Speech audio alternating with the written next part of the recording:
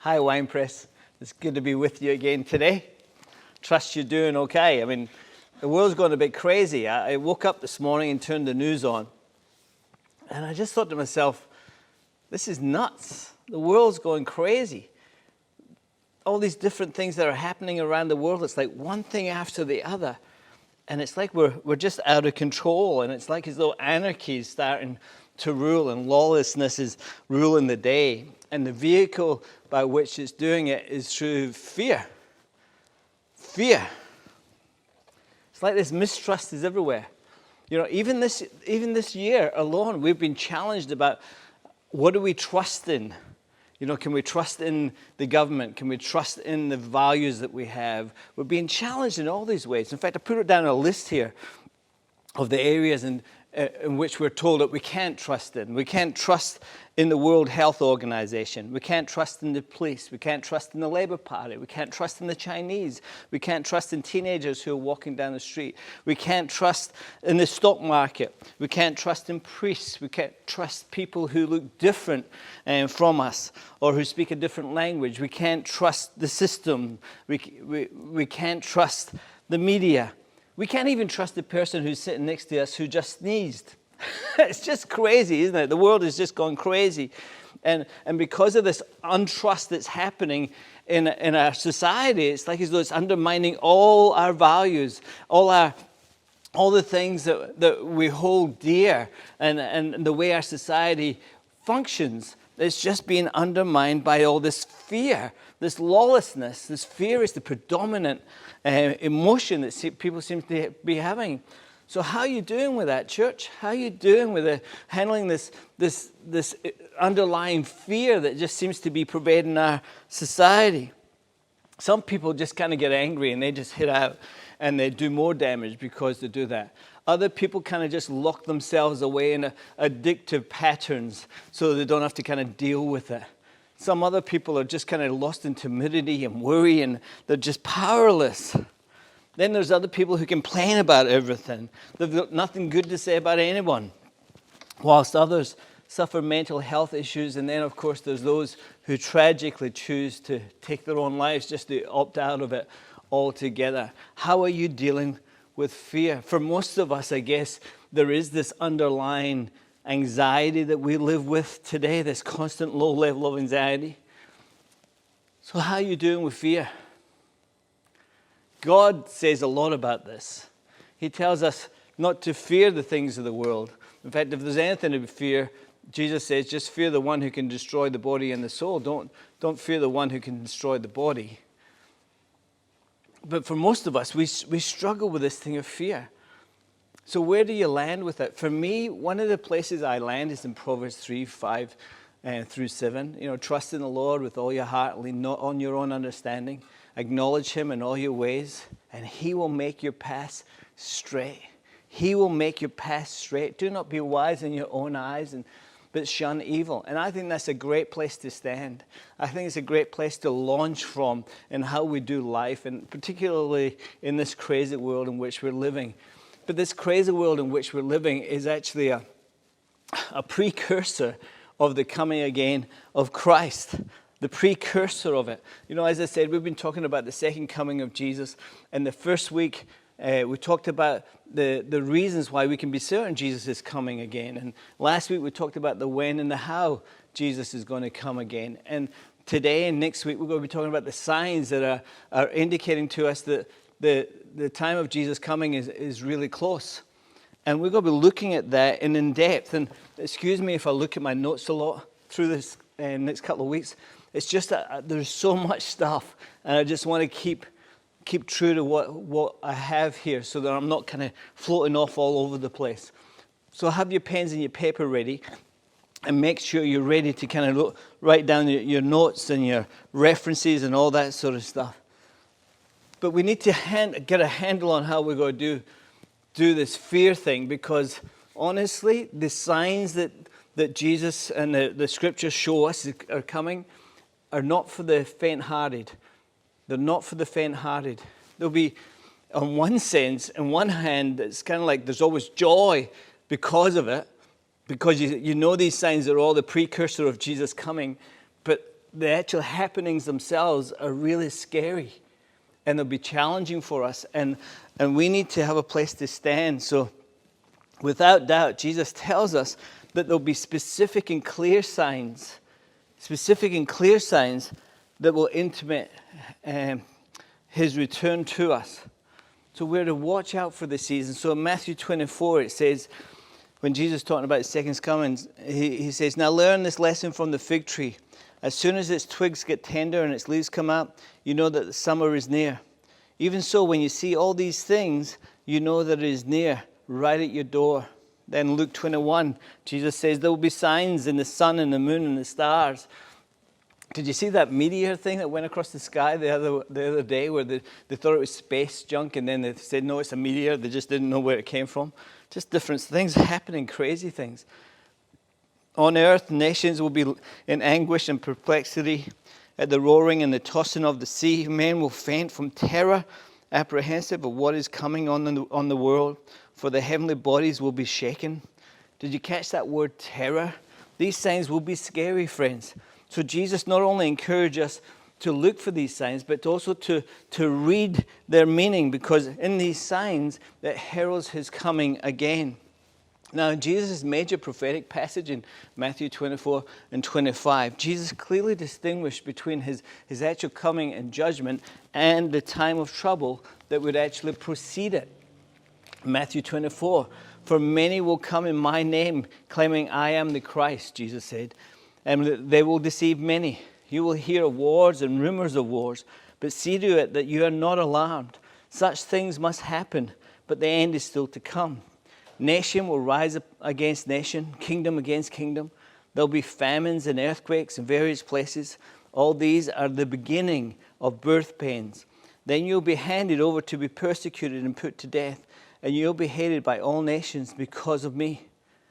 So you'll notice here that the troubles and the sorrows described in this passage are not the end, but they're just the beginning, the birth pangs, the labor pains that will precede the visible appearance of Jesus. And folks, when we look at our world today, it's no wonder we have strong grounds for believing that we are entering upon the end phase of world history. But let me say up front, the signs that Jesus talks about, the Bible talks about, that precede his coming, they're of a nature that are likely to appear in every age, down through the ages. You know, war and pestilence and famines and earthquake and stuff. They're always kind of been there, haven't they? But here's the thing: whilst it's true that these signs have been characteristic of many ages past, we know that as the end draws near, the signs that Jesus is talking about will have a greater magnitude, and their occurrences, the frequencies by which they occur, will grow closer together. So they'll be faster. So major events will actually start to happen faster. And don't you see that over the last 20 years? You know, we had a major event. Even if you started at 9/11, you have a major event back then, and it's, 7 or 8 years before the GFC or whatever, and then so on. But now they just seem to be coming one after the other. It's like speeding up. It's like this wave is started, and then the momentum is just speeding up. And that's what's making this so dramatic for us. And that none of us can mistake their presence. As well as this, at the end of the age, the manifestation of evil will become more blatant and shameless and intense. So whilst in the ages past, we might have saw a few of these signs happening from time to time, you don't find these signs being as active as what they currently are, or in the universal scale as they are today.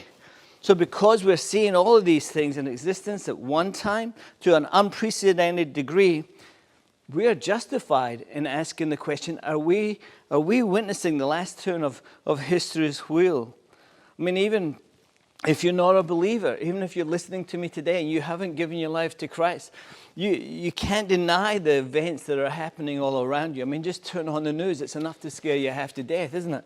Or at least to open your eyes that maybe there's a bigger picture happening that you're not aware of, that maybe you're not in control, that maybe it's not a case of if I just bury my head in the sand, then everything will just work itself out. And God would say, yeah, you're right. It's not a case of that at all, because it's not going to go away. It's not going to get better. In fact, it's just going to get worse. And to survive it, friends, you're going to need an anchor.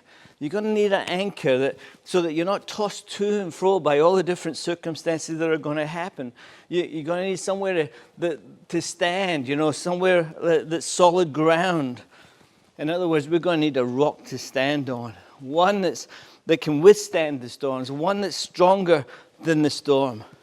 I mean, can't you sense that the storm is building? Can't you sense that, whether you're a Christian or a non-Christian? Can't you sense that world events are happening so fast now? And instead of it just happening in a country, it's now affecting the whole world.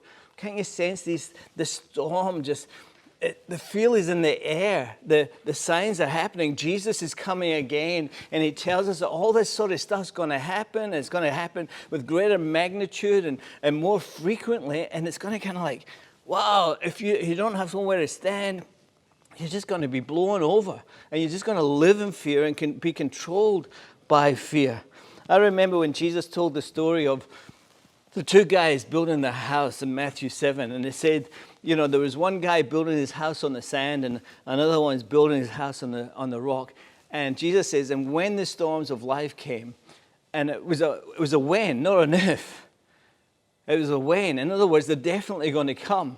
And I guess storms in life come at all different levels, don't they? I mean, we have our personal storms. It might be a health issue or a mental health issue or whatever personally. And then you have relational storms. Maybe your kids are going crazy, or you're not getting on with your brothers or your parents or your spouse. And then you have societal storms where, they just kind of, like what we're having now. It's kind of like the society is kind of like going crazy around us. And obviously the coronavirus is a worldwide storm. But Jesus goes on to say that when these storms come, depending on where you've built your house will depend on whether or not you stand. So if you've built your house on the sand, you're just going to get swept away. But if you build your house on the rock, you'll be able to stand. So a great question is, well, what is the sand? Well, the sand is things like just following popular opinion, the latest craze on Facebook, or getting caught up with the latest issue without actually thinking it through. It's getting caught up with popular opinion, just going with the flow, just doing your own thing, being in control. It's believing that all values are relative, that there's no absolute truth. It's trusting in your own knowledge. It's trusting in your own wisdom. And here's a question for you: how's that working out for you? How's that working out for you? We have more people today on prescribed medication for mental illness or emotional health or things like that than we've ever had. We have more children diagnosed with depression nowadays. Kids are so busy watching video games or just TVs and stuff, instead of getting out and playing and exercising and experiencing life. They pick up on our anxieties as adults, and these kids are just kind of getting swept along with the tide. And so many of us do that as well. And Jesus says, whoever hears my word and puts it into practice, that's a good thing, isn't it? Because many of us hear his word, but we just don't put it into practice.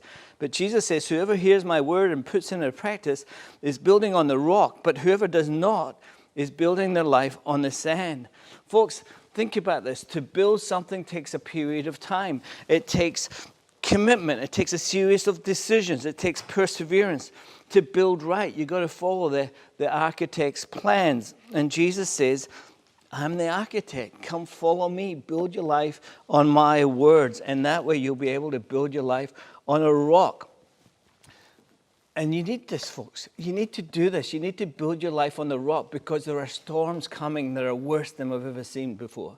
They're coming, and you need to put your life on the rock. And at the end of the day, we'll see if you've been a wise or a foolish builder.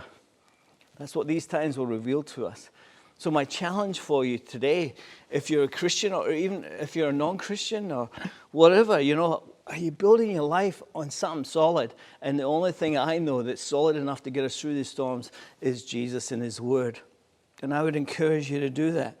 Maybe you're a half-hearted Christian. Maybe you're one of these folks that go to church every now and again. You hear the word, but you actually don't live your life by the word. Like church is just a 7-day-a-week thing, like once a week, and you're just half-hearted about it.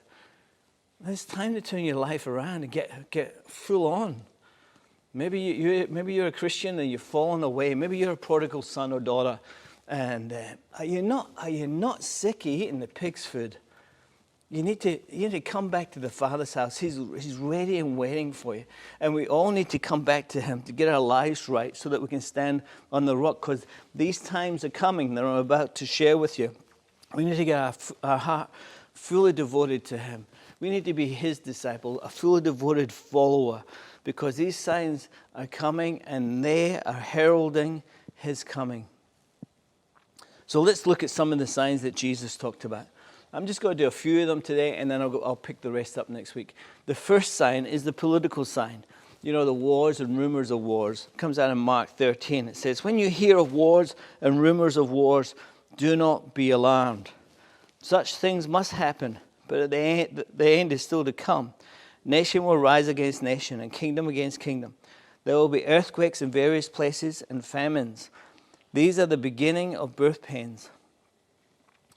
Folks, it seems to me that war has plagued this planet from the beginning of time. Like, nations have always been at war. But a new factor in the end times will be the unprecedented intensity and universality of this sign in conjunction with other prophetic conditions being fulfilled. In other words, wars will be happening all over the world at once. And this is happening today. Currently there are 24 active war zones that we know about. And as a result of that, there is displaced people groups numbering in the multiple thousands living in these refugee camps in squalor and poverty. At the end of World War II, the United Nations assured us that we would have a safe world for democracy. However, the fact is that today there seems to be wars or rumors of wars everywhere. Everywhere. Fear, again, is endemic in our everyday, or brought to us through newspapers and radio and internet.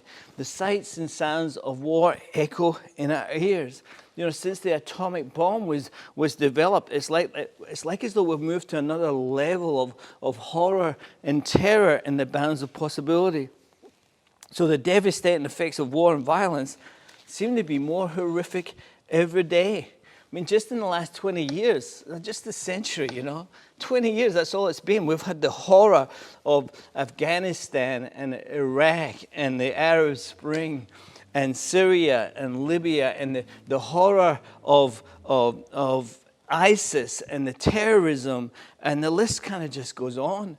And perhaps the most frightening thing is that we've become so used to it that its horrors make little impression on our emotions anymore.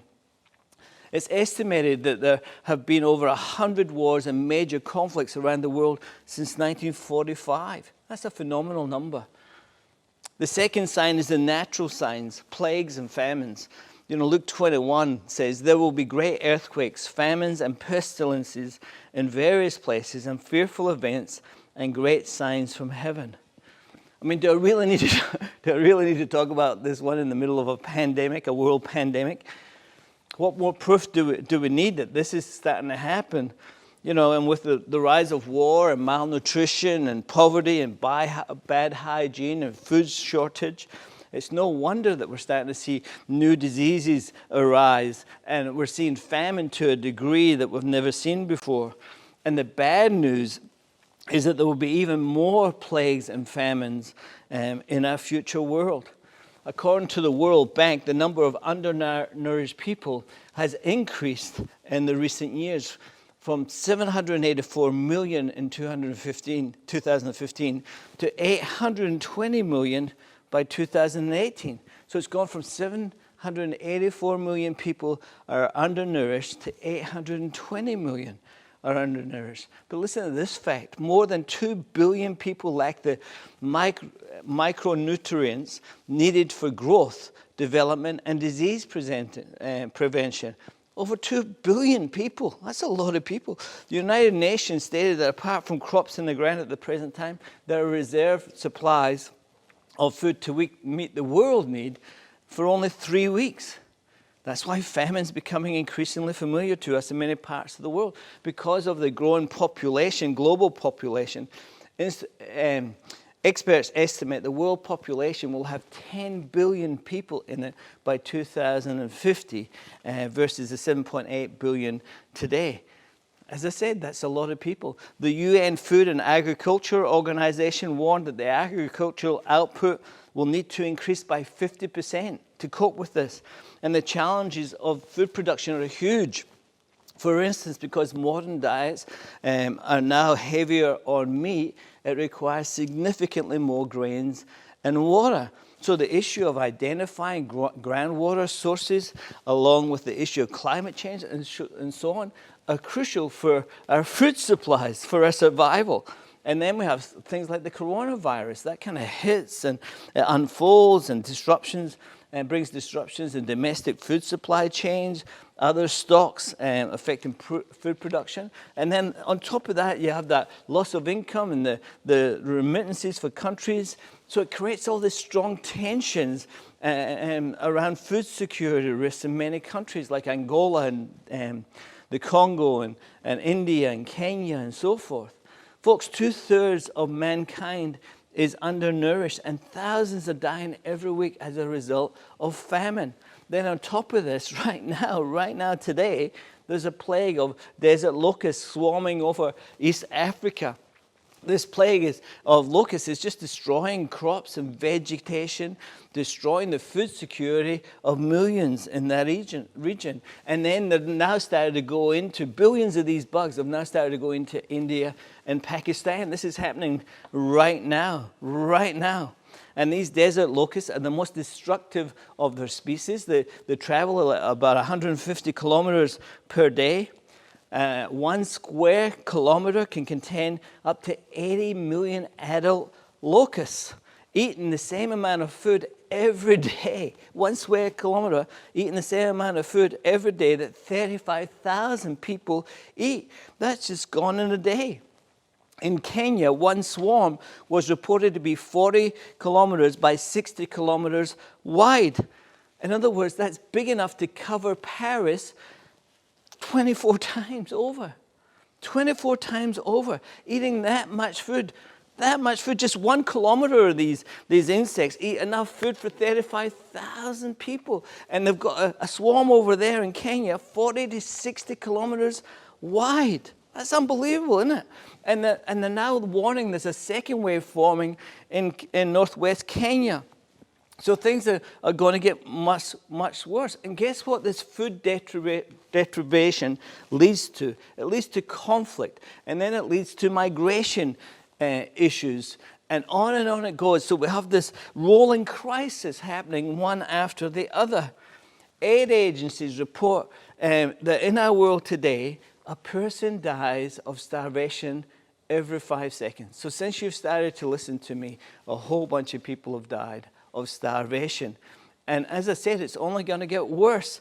You know, the current population stands at 7.8 billion. By 2050, it's going to be 10 billion. So that's an increase of 2.2 billion people in 30 years. How are we going to feed all these folks? No wonder there's wars and rumors of wars. No wonder there's pestilence and plagues arising. Man, are the alarm bells going off in your head? And then thirdly, the social signs. This is the signs of lawlessness and violence and immorality. This is probably we're really seeing on our TV screens every day now, aren't we? In Matthew 24, it says, as it was in the days of Noah, so it will be in the coming of the Son of Man. For in the days before the flood, people were eating and drinking, marrying and giving in marriage, up to the day Noah entered the ark. And they knew nothing about what would happen until the flood came and took them all away. That is how it will be at the coming of the Son of Man. So here we see that Jesus portrays what society is going to be like before he returns by contrasting it with the days of Noah. Folks, those were wicked days. Those were days where it was out of control. Society was not good. Each man did whatever he wanted to do, what was right in his own heart. And in the 20th century, people believed, let's get rid of God. Let's get rid of the values and stuff that God brings, because the advancement of our society will be seen through science or education. We'll get the ideal society through that. Well, how did that work out? Not very well. Then in the 20th century, we basically said the same around the availability of information and knowledge through the internet. It'll make it better, we say. It hasn't. It's actually making it worse almost. But the opposite is happening. Wickedness of man is escalating daily as it was in Noah's day. We're just getting worse. We're just getting worse. Every day we look on the news, there's a riot here, there's a riot there, and the damage, and people are getting killed left, right, and center. It's unbelievable. And then the Apostle Paul builds on this picture for us. He lists 19 of the moral traits that will characterize the last days, the days just before Jesus comes back. And every one of these things that he says is characterized in our society today. He lists 19 of them. Let me read them to you. Find them in 2 Timothy 3. He says, there will be terrible times in the last days. People will be lovers of themselves, lovers of money, boastful, proud, abusive, disobedient to their parents, ungrateful, unholy, without love, unforgiving, slanderous, without self-control, brutal, not lovers of the good, treacherous, rash, conceited, lovers of pleasure rather than lovers of God, having a form of godliness but denying its power. Then he says, have nothing to do with them. Folks, our age, our society is shot through with all this lawlessness and rebellion. And just the past few weeks have shown us something all around the world. I mean, look how we're treating, and now the disrespect for authority is unbelievable. I mean, look how we're treating the police, the paramedics, the guys who are out there to help us. Look how we're treating our healthcare workers, even our own prime ministers, the teachers, our parents, anyone in authority, really. There is no respect for any authority anymore, and that's a fruit of lawlessness. Lawlessness is manifesting itself all over our society. As I said, there are out-of-control riots in countries happening every day, almost at will.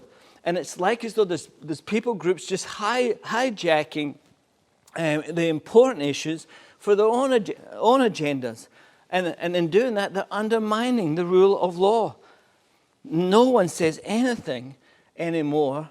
Why? Because we're so scared. We're afraid if we speak up against this sort of stuff, we're going to get all this grief from social media or from our friends and stuff. And friends, that is just a symptom of lawlessness. Just a symptom of lawlessness. Fear. And it just leads to anarchy. Anarchy. Where each one does what's right in their own eyes. And society as we know it is destroyed. Is destroyed. Then there's the religious side. The apostasy. Matthew 24, it says, at that time many will turn away. So Jesus talking about his coming again. At that time many will turn away from the faith and will betray and hate each other. And many false prophets will appear and deceive many people. Because of the increase of wickedness, the love of most will grow cold. But he who stands firm to the end will be saved. Then 2 Thessalonians 2 says, don't let anyone deceive you in any way, for that day will not come until the rebellion occurs and the man of lawlessness is revealed, the man doomed to destruction. So just as the first coming of Christ was preceded by a period of apostasy in Israel, falling away from the faith, so his second coming will be preceded by a deepening apostasy in the church. In fact, Paul assured the Thessalonians that the day of the Lord and the rise of the Antichrist would not come until the final and great apostasy had taken place. Now, apostasy is defined as a falling away, an abandonment of faith, a desertion, a forsaking of God. In other words, it's anarchy in religion. And we see this in many forms in today's world. And we shouldn't be surprised when it enters into the realm of doctrine. In fact, throughout history, we've seen apostasy and the heresy affect the church. And how does it do that? because it undermines the foundational values that our society is built upon. And people throw out these values thinking they don't matter, but it just leads to disaster because these values are what holds our society together. And when you throw out these values, when you throw out God, our society just falls apart. And we're told that false prophets and false Christs will arise, and they'll arise because they'll try and fill the void. Luke 21, Jesus said, watch out that you are not deceived, for many will come in my name, claiming, I am he, and the time is near. Do not follow them, he says. Then Paul tells Timothy, 2 Timothy 4, for the time will come when men will not put up with sound doctrine. Instead, to suit their own desires, they will gather around them a great number of teachers to say what their itching ears want to hear. They will turn their ears away from the truth and turn aside to myths. Another feature of apostasy will be the working of signs and false wonders, 2 Thessalonians 2.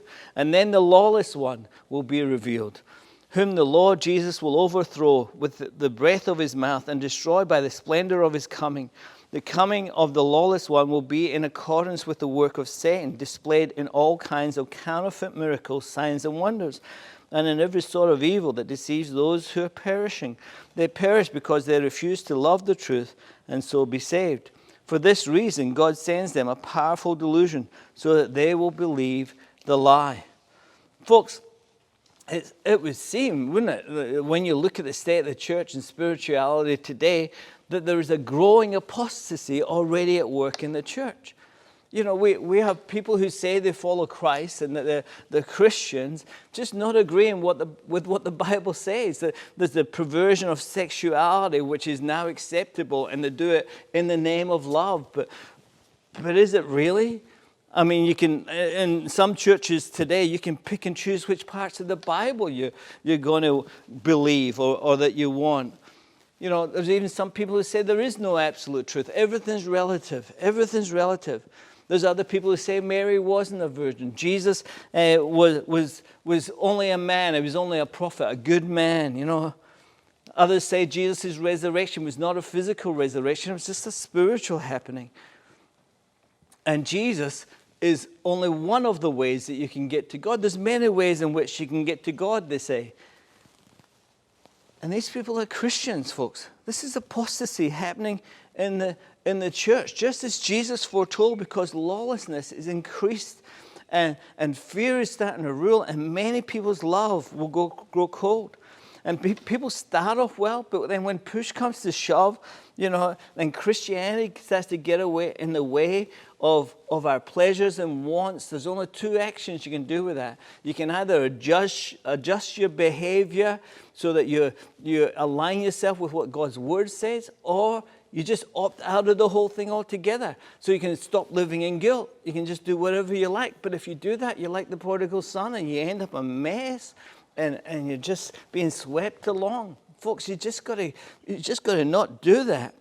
I mean, this is really sad. Don't let it happen to you. Don't abandon your faith in these latter days. Don't allow these signs and the fear that the enemy can come and try and sweep you along, and stand against that. Stand on the word. Stand on Jesus. Stand against the fear, and you will overcome. Abide in me, says Jesus, and you will bear good fruit. God bless you, church. I pray that you get something out of this. Next week, I'll talk about the rest of the signs. There's about another 7 or 8 signs that I want to bring to your attention. God bless you. Love you.